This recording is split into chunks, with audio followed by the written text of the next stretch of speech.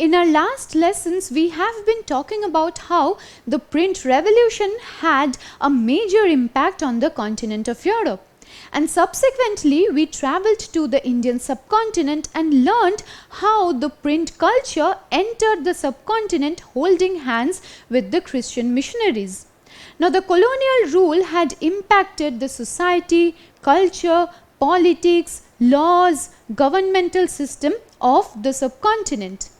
And a very palpable impact was left on the sphere of religion, because the coming of a new religion now led the stage for new questions and debates to come to the fore. So the existing traditional practices of different Indian religions were now being questioned and challenged. And all these were happening simply because of the proliferation of the print culture.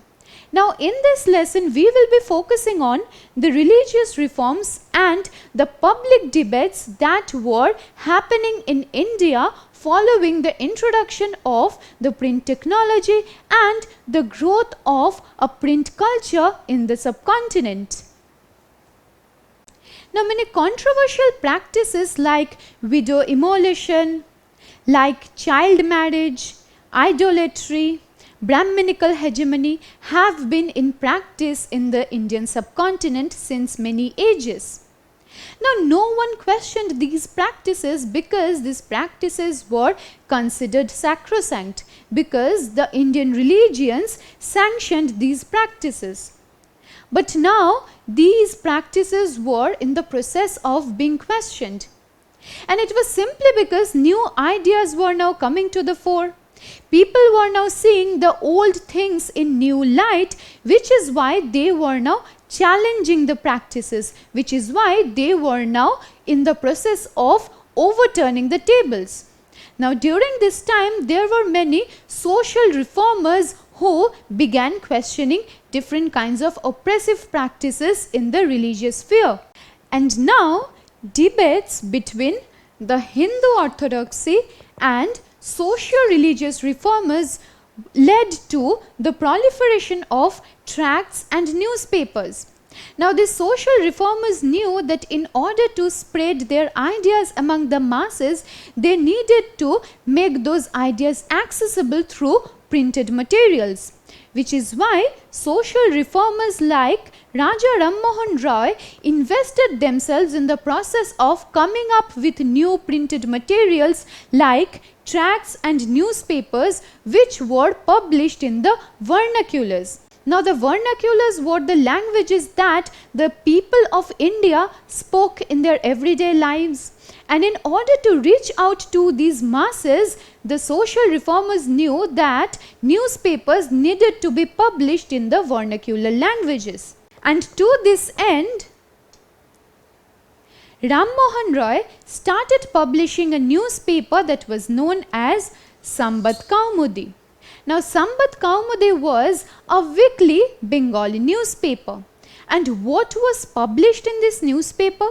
Well, through this printed material, Raja Ram Mohan Roy contested the orthodoxical and oppressive practices which were entrenched within Hinduism. So, he questioned the oppressive practices like widow immolation, like Brahminical hegemony, which have dominated the Indian subcontinent for many centuries. Now, during this time, new ideas, new ways of thinking and questioning were coming to the being simply because of the cultural influence of the Westerners. So, the Britishers, along with colonizing the lands and the people, they had also left an impact on the cultural sphere as well. And it is because of this that new ideas were now coming to the fore, which helped the masses see the earlier traditional practices in new light. But at the same time, there were many sections of the society who wanted to shield the traditional practices, who wanted to uphold the sacrosanct traditional religious practices. And for this reason, Sambat Kaumudi was now contested by this newspaper called Samachar Chandrika. Now, Samachar Chandrika was published by the orthodox Hindu journalist called Bhavani Charan Bandopadhyay. Now, Bhavani Charan Bandopadhyay came in direct opposition to the social reformist ideas which were propagated in this newspaper called Sambad Kaumudi. And now, as a Hindu orthodox paper, this Samachar Chandrika now countered Ram Mohan's reformist arguments. So, this was hailed by those sections of the society who did not want changes to take place in the society. So, these were people who wanted to hold on to the traditional practices, and these were people who wanted to bring about changes in the society. Now, the beginning of the 19th century witnessed the growth of many new newspapers in the Indian subcontinent. And in fact, in the year 1822, many new newspapers were published in vernaculars. And among those, mention must be made of the Jam-e-Jahannama, which was published in Urdu, the Bombay Samachar, which was published in Gujarati, and the Shamsul Akbar, which was published in Persian. So, these newspapers in vernacular languages, as you can see, began to be published 1822 onwards. Now, we learned how the colonial rule, its cultural influence, as well as the growth of the print technology in the Indian subcontinent together were questioning the existing social practices. So, the traditional religions that have been in place in the Indian subcontinent for many centuries now started feeling threatened. Because with new ideas coming to the fore, with people seeing their lives in new light, they were now tempted to question the existing practices. They were now in the process of overturning the tables and bring to the fore new ways of living. And for this reason, the Muslim ulemas in the northern parts of the Indian subcontinent felt attacked and threatened when reformist ideas started spreading among the masses. Now, these ulemas were learned men and their belief system was strongly anchored in Islamic teachings. And around this time, when new reformist ideas were coming to the fore, they feared that the colonial rule would convert them, supplant Muslim laws, and replace everything with their own social orders. Now, what do we mean by the colonial rule converting them? Now, the colonizers had come to India with the mission of spreading their religion, that is, with the mission of spreading Christianity among the masses. Now, the Christian missionaries that had come to the Indian subcontinent were tasked to spread the religion and convert the Indian masses to Christianity. Now, these ulemas were the ones who were fearing that this colonial rule would now compel them to convert to Christianity, and traditional Muslim laws would now be supplanted.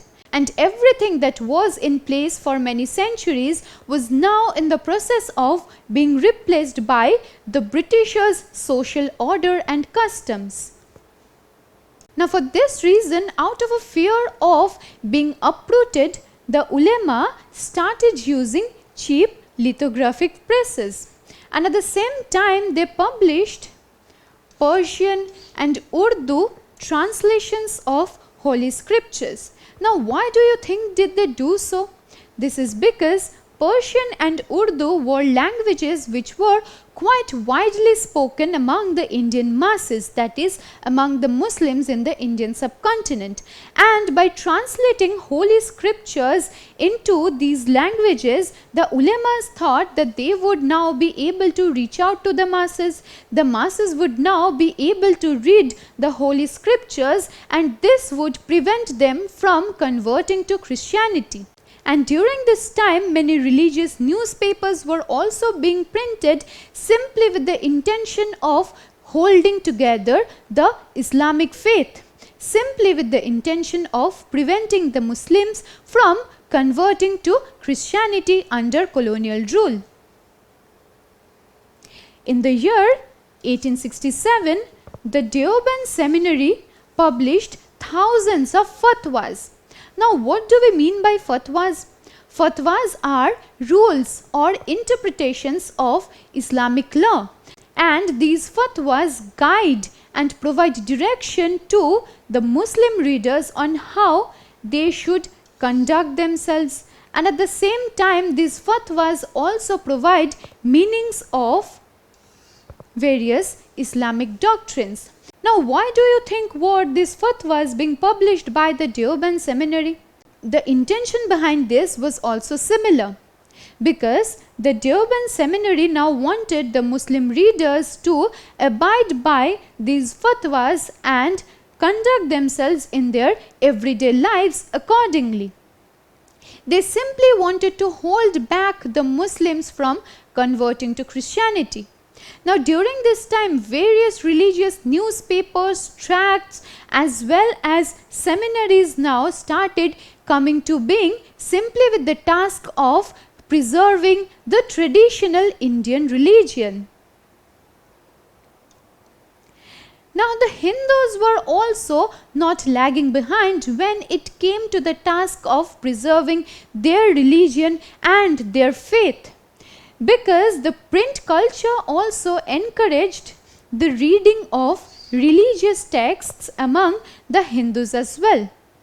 Now, as we need to understand that the intention behind this was also similar, because the Hindus were also feeling threatened by the colonial rule and the colonial missionaries, which is why the ancient religious texts were now being read and printed so that those now reached out to the masses. To this end, in the year 1810, the first printed edition of Ramacharitmanas by Tulsidas, which is a 16th century text, was now published at Calcutta. Now, in this way, many Hindu religious texts were now being printed anew, and these texts were now reaching the masses.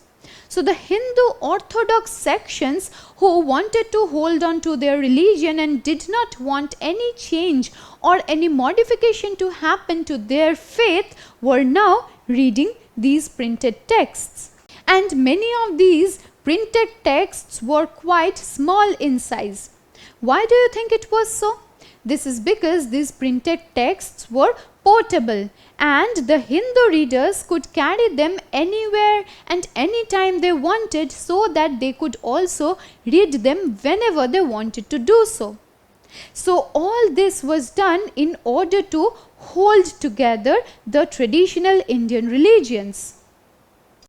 Now, by the end of the 19th century, that is 1880s onwards, the Nawal Kishore Press at Lucknow and the Sri Venkateshwar Press at Bombay started publishing religious texts in vernacular. So, the print culture, while on the one hand facilitated the questioning of ancient and oppressive practices that were prevalent within various religions, it at the same time also helped the proliferation of the religious texts among the masses. Because earlier on, in the absence of these religious texts in the vernacular languages, people could not always read these religious texts, because most of the Hindu religious texts are written in Sanskrit, and not all were knowledgeable enough to read Sanskrit. But with the publication of various religious texts in the vernaculars, these books now became accessible to the masses. So, religious texts now became accessible to the masses, as we just mentioned, and at the same time this also encouraged discussions, debates and controversies within and among different religions. So, earlier on, before the coming of the colonial rule in the Indian subcontinent, no religion was ever questioned. These religious practices were a given. That is to say, people simply abided by the traditional religious practices. But now with the proliferation of different kinds of printed materials that showed both the sides of the coin, as in how the religious practices were oppressive and how people also wanted to hold on to those religious practices, debates, discussions and controversies now started happening among people. And these debates and discussions happened within the religions, and at the same time these also happened among different religions. And from this, the bottom line that we need to keep in our minds would be that all this was facilitated simply because of the proliferation of the print culture in the Indian subcontinent. Now, before proceeding with this lesson, let me ask you a question. Where was the Nawal Kishore press set up that began publishing texts in vernaculars 1880s onwards? Was it set up in Calcutta, Cochin, Lucknow or Madras? Well, the correct answer is Lucknow. The Nawal Kishore press was set up at Lucknow and the Sri Venkateshwar press was set up at Bombay, and these presses started publishing religious texts in various vernacular languages. All this while we have been talking about how the print culture helped the growth of reformist ideas in the Indian subcontinent. Now, we have been discussing the impact of the print culture from the perspective of religion and social issues only. But we will be wrong to assume that only religious and social texts were the ones that were being printed and published around this point of time in the subcontinent. This is because various other kinds of texts were now being published. And one such form of text was the novel. Now, the novel is a literary form that had developed in Europe. Now, the novel soon made its way to the Indian subcontinent and it became very popular.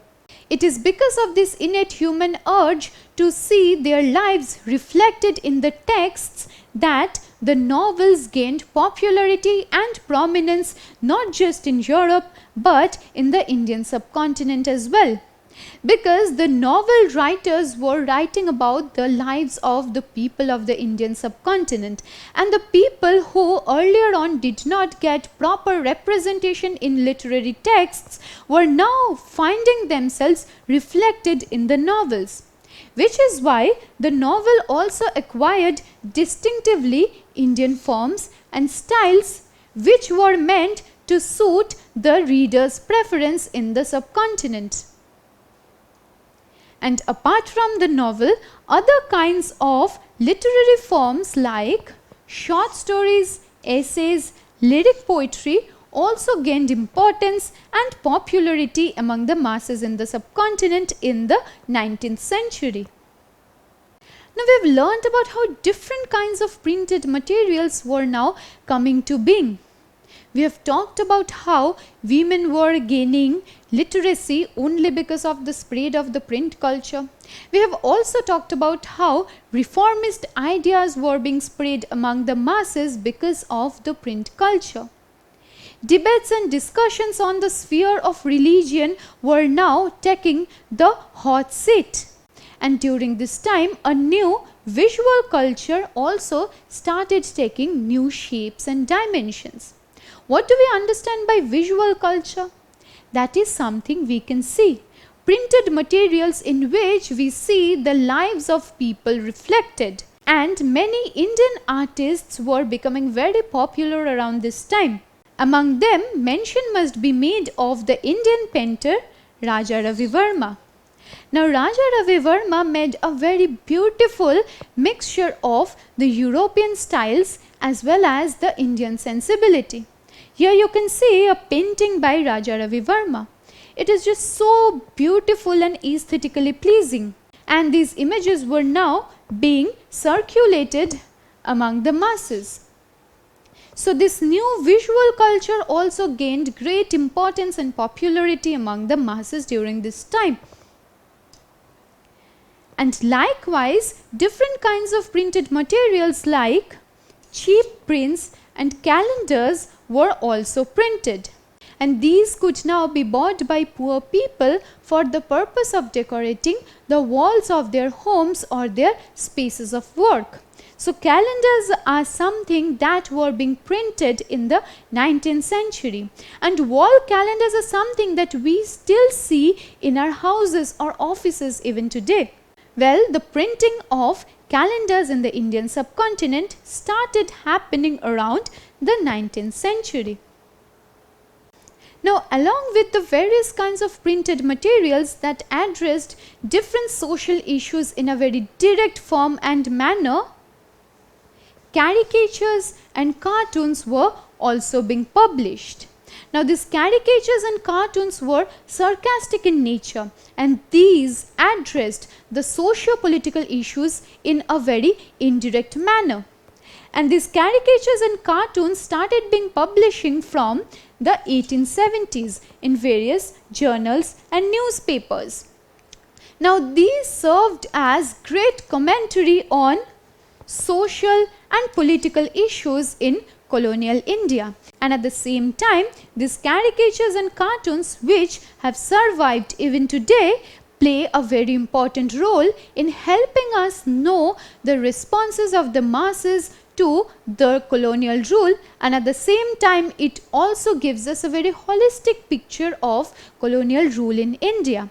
Now, here are two such caricatures which provide a good commentary on colonial rule in India. Here we can see a woman who is clad in white sari, and we can assume that she was a widow. Now, she has 3 children with her. From the clothing we can infer that she is poor and already she is quite hungry, which is why she is begging for money from this well-built British official. So this provides a very good commentary on how the Indians were reduced to a state of poverty during the colonial rule. And at the same time we have another caricature here. Look at this closely. Here we can see 2 Britishers are having their full because they have all kinds of food in front of them. They have huge pieces of meat as well as nice drinks. But here are the bedraggled Indians who cannot feed themselves. It is simply because the colonizers are exploiting the Indians. And these Indians are all full of anger against the colonizers, which is why this kind of a caricature was made. Let us take a look at few other kinds of caricatures that were being published around this point of time. Now, the colonial rule bred a new group of Indians who were the educated middle class Indians. Now, the educated middle class Indians imitated the Britishers' language, ways of living, ways of attiring themselves, and caricatures were made against them as well. Here you can see a man who is attired in a dhoti, which is a traditional Indian piece of attire, and at the same time he is also wearing a coat. So this shows how this person has been influenced by the Britishers' way of clothing. And these people were known as the Bengali Bhadralok. So this was a particular group of middle class educated Indians. Here we can also see the impact of the British culture on middle class educated Indians. This person looks like a Bengali Bhadralok and he has many mistresses to accompany him. So these were caricatures which were directed against these educated middle class Indians. Now, during this time, caricatures were made from both the ends. The imperialists satirized the Indian nationalists, and on the other hand, the Indians were criticizing the colonial rule. Let us now look at this caricature that was made by the imperialists. Here we can see 2 white men who are carrying huge burdens on them, and these rocks also read something. What do we see here? These white men are carrying many Indian masses on their shoulders, and these pieces of rocks read brutality, superstition, vice, ignorance, oppression, slavery, cruelty, vice, cannibalism, ignorance, and they are climbing towards something. What are they climbing towards? They are going towards civilization. So from this we can understand the concept of the white man's burden that was propagated by the Britishers. Now the Britishers were of the opinion that they had come to colonize the people in order to free them from the clutches of vice, ignorance, brutality, superstition, and then take them towards civilization. So in this way, the Britishers wanted to establish their power and authority. So they were the ones, as they posited, who had to carry the white man's burden of civilizing the native Indian masses. So this brings us to an end of our discussion on religious reforms and public debates that were facilitated by the growth of the print culture in the Indian subcontinent. In our subsequent lesson, we will be focusing on another very important angle that pertains to the proliferation of the print culture in the Indian subcontinent. In that lesson, we will focus on how the print culture has left its importance and impact on the lives of women in colonial India. Don't forget to subscribe to our channel and hit the bell icon. You can also register for free at DeltaStep.com or download the DeltaStep app to learn one-to-one with our amazing teachers or to get access to all our 5,000 plus amazing videos as per your school syllabus. Master each topic with our adaptive practice technology. Get million+ questions with step-by-step solutions and unlimited mock tests. Get all your doubts resolved instantly. Learn via games and win amazing prizes like PlayStations and iPads. So at DeltaStep, learning is not just fun and easy, it's rewarding too. So register for free now.